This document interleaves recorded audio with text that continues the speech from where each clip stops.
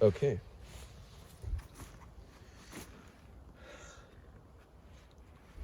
Yeah, so throughout my like the majority of my life, from the age of like 10 to 15 years old, I was a full-on content addict.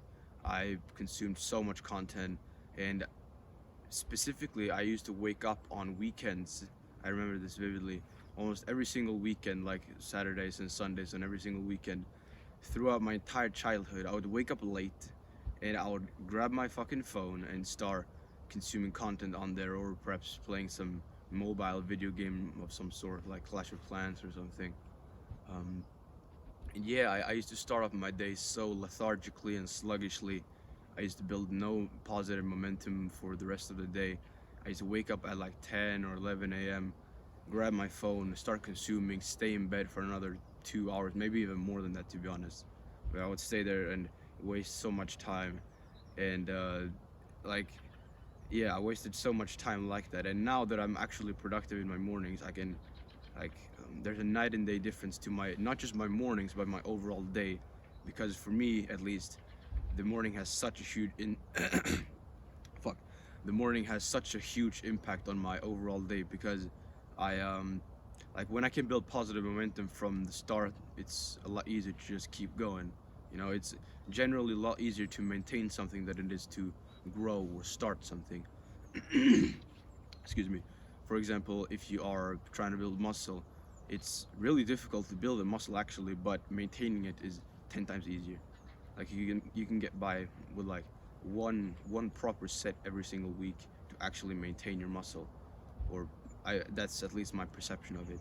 And to grow it, you need more like 5 to 15 sets a week or something like that. Um, so the mornings have actually like they've always been a relatively well, not relatively, a very important time for me. And it's been a time where I've been the most vulnerable to fall into addiction and time wasting, you know? So, like, yeah, man, I used to wake up, let's say, it was Friday the day before. I'd gone to bed late. I'd watched some fucking bullshit movie, ate some piece of like some weird ass fucking candy or some junk food. And because of that, I was super fucking tired when I woke up, and it was just so much easier to stay in the cozy, comfy bed. Obviously, man, is like, and like, yeah, like another key factor to this actually, that I wasn't able to be very productive in my mornings. I just got stuck in bed. Was that um, a reason for why for me being so fucking tired in the morning and sluggish and lethargic was that I had inconsistent sleep, like an inconsistent sleep schedule, which is the first kind of method that I have learned about recently, or at least relatively recently, the last 1 or 2 years. Though I've been a lot more strict on it the past month and a half, let's say 2 months. Um, and it's the first kind of tip that I want to give you. If you have struggled with this, or if you are struggling with this, let's say you're in school, like I am, and you wake up on the weekends later because you've slept in because you don't have an alarm, and you've also gone to bed later, as most people do. Perhaps you've ate some junk food the night before, so your whole gut is all fucked up and you're tired and stuff. And you just find yourself grabbing your phone, start scrolling or doing some fucking bullshit, going on to Snapchat or some fucking shit like that. You know, um, then I would highly recommend that you actually try to, or not try, you pick a bedtime and a wake up time that you commit to every single day, bar no days. Like no, you're not gonna stay up later on, let's say Fridays or weekends. You're not gonna sleep in on weekends. You're gonna have the same sleep schedule every single day, and it's there are a lot of like biological and sort of physiological aspects of this. It's very widely known phenomenon, or I guess phenomenon is not the right word, but you get my point. It's very widely known inside the sleep sort of space that um, like is one of the most destructive habits that you can have. To let's say you go to bed at 10 or 11 usually. Let's say 10, you wake up at 6 or something to go to school, the indoctrination camp. You're gonna commute there. um, But then on the weekends, or let's say on Friday, you come home and you're so you can like you're relieved because there's no fucking indoctrination camp coming the next day. So you stay up later, you relax, you lay on the fucking couch or something, you watch some self-improvement content like this, and so you feel productive, but in reality you're fucking up your sleep schedule. So you let's say you go to bed at like 12 or 1, like 2 hours later than you usually do, and you wake up at 10 or something like that. um, and the thing is, you might have slept even more on those days, like let's say on Fridays and Saturdays you do that, right? You might have even slept more. You might have slept from 1 to 10 or 11. That's 9 to 10 hours of sleep, right? But you're still gonna feel more tired because your body's not used to that. You know, it's used to the normal, let's say, 5 day cycle from Sunday evening to Thursday evening of going to bed at 10 and waking up at 6. And therefore, the kind of like basically how sleep works, or at least as I understand it, is that there's a lot of processes in your body that is going on when you sleep, and these processes are like um, your your body has programmed them to be executed at a certain time for maximum efficiency. For example, if you're a bit, let's say I'm 17, right? If you're a bit younger than me, or something, you're 14 or 15, you've just come into puberty or some shit, and you're growing, right? Your body's producing growth hormone. Or if you're even like, I don't think your body necessarily stops producing growth hormone at like 14 or 15. Obviously it depends on the individual, but for example, with growth hormone, your body produces that in the first 2 hours of your sleep window. So if you go to bed for 5 days in a row at the same time, let's say 10 um, 10 p.m. or 10:15 p.m. or something like that, your body's naturally gonna, as let's say you sleep at night at like 10:30, your body's naturally gonna um, like program itself to release growth hormone, and do that kind of procedure from, let's say, 10:30 to 12:30 roughly. But if you miss that window, if you miss, let's say, like if you go to bed at fucking 1 a.m. or some shit, then you're missing that window because your body has like, it doesn't just release growth hormone, um, like it doesn't just put everything 2 hours later or some shit. That's not how it works. um, so I could go on about this, about the biological nuances to it, but basically all I need to know right now is that, at least for me, one of the best things that I did to stop waking up in the morning and just scrolling, indulging on technological, vices and stuff, and video games and stuff, was to have a consistent sleep schedule. So I urge you to pick a wake up time and a bedtime that you're gonna stick to every single day for the at least the foreseeable future. And just a side note, this is a slightly more advanced thing, but like if you're like me, you're probably more of an overthinker, optimizer, kind of anxious guy. Um, that you wanna like perfect everything. You're pretty intelligent, so you're very analytical about stuff. You wanna optimize your schedule and stuff. Oh man, should I actually go to sleep at this time? Because my parents are usually home at this time, and they do the dishes. Fuck, they do the dishes at this time, and like they scramble with the dishes, the plates in the kitchen, and I can't sleep when they do that because there's a lot, like too much sound or some shit. So probably I should actually go to bed at this time, and then 3 days later you change that, and you're like, oh, actually I should wake up at this time, so I should go to sleep at this time and stuff. I urge you to just pick one and stick with it, even if it's slightly suboptimal, because I've tried so much like experimentation and optimization with my sleep schedule. I've never really had even like a 1 month or a 2, 3, 6 month block of time where I've just had the same sleep schedule, which I know for a fact is the most advantageous thing to do, right? So just pick a wake up time and a bedtime that you're gonna stick to. Let's say, um, I'm not sure if this is really like, it's probably individual dependent, but at least for me, I have 8 hours and 30 minutes of bedtime every single day. It takes me about 30 minutes to fall asleep. Unfortunately, fuck, unfortunately, I'm working on that, but yeah, like I go to bed at 9:30 and wake up at 6, right? So just pick one and like pick a bedtime and pick a wake up time, right? So then another thing that I've done as well is to actually put my, so this ties into what we've just gone through, but I like to have a bedtime that is sort of early, or at least it doesn't have to be super early necessarily. It depends on your, like, how flexible your schedule is, but I I personally dislike, like vehemently dislike, waking up at times like 8 or 9 or 10. I really don't like that. Or obviously later than that as well is fucking terrible, at least for me, And the main reason that I like waking up early is because of something that I learned from a guy called Hamza. He's on YouTube as well. Um, it is that when you wake up early, let's say from 3 a.m. to 7 a.m., let's say, even 7 is a bit late, but let's say 3 to 7, you might be thinking 3 a.m., what is this guy talking about? Yeah, 3 a.m. You can go to bed at fucking 7 and get up at 3. There are no rules to this game.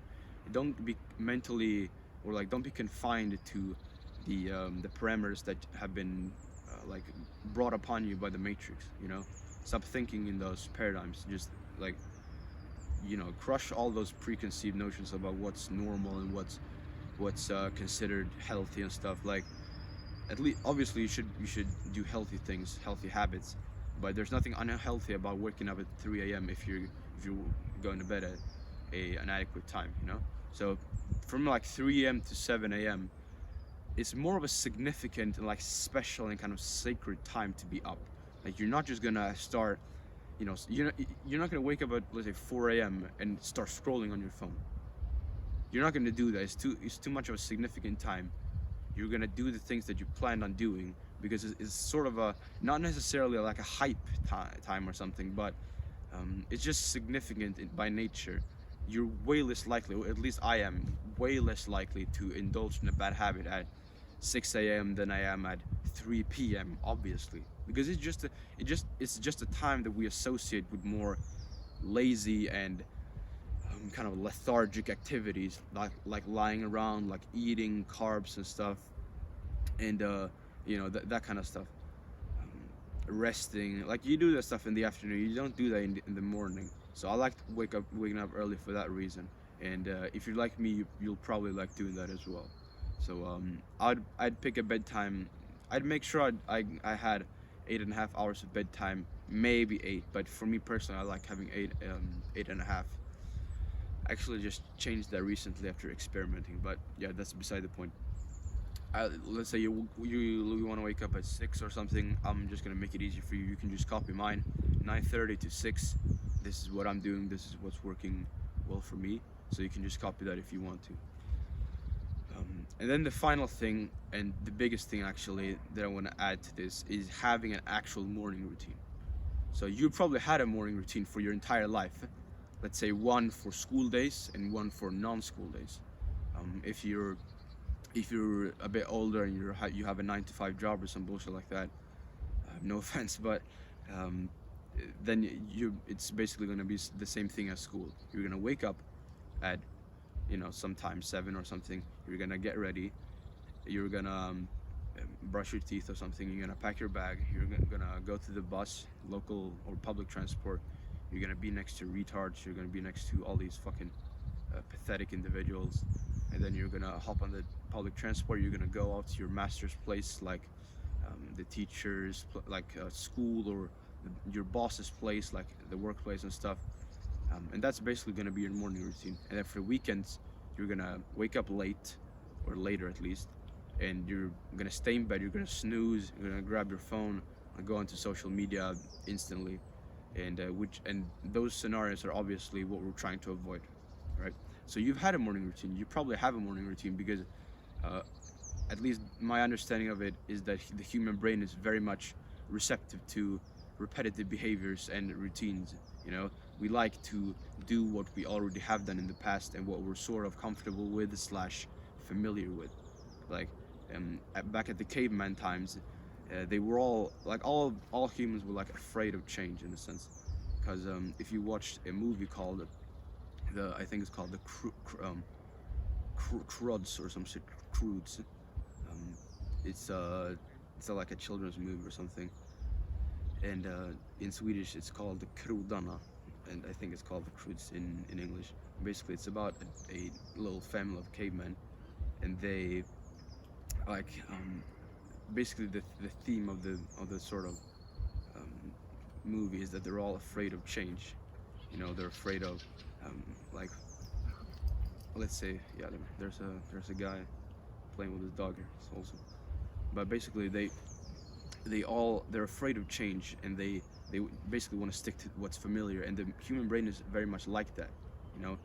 um, like once you get your routine in your morning routine, it's gonna be your basic attack. You're not gonna be like it's gonna be a lot easier after a while to not fall back into this degenerate morning routine and stick to the productive one, which ties into what I said earlier about um, like building momentum, and that it's harder to start and easier to continue.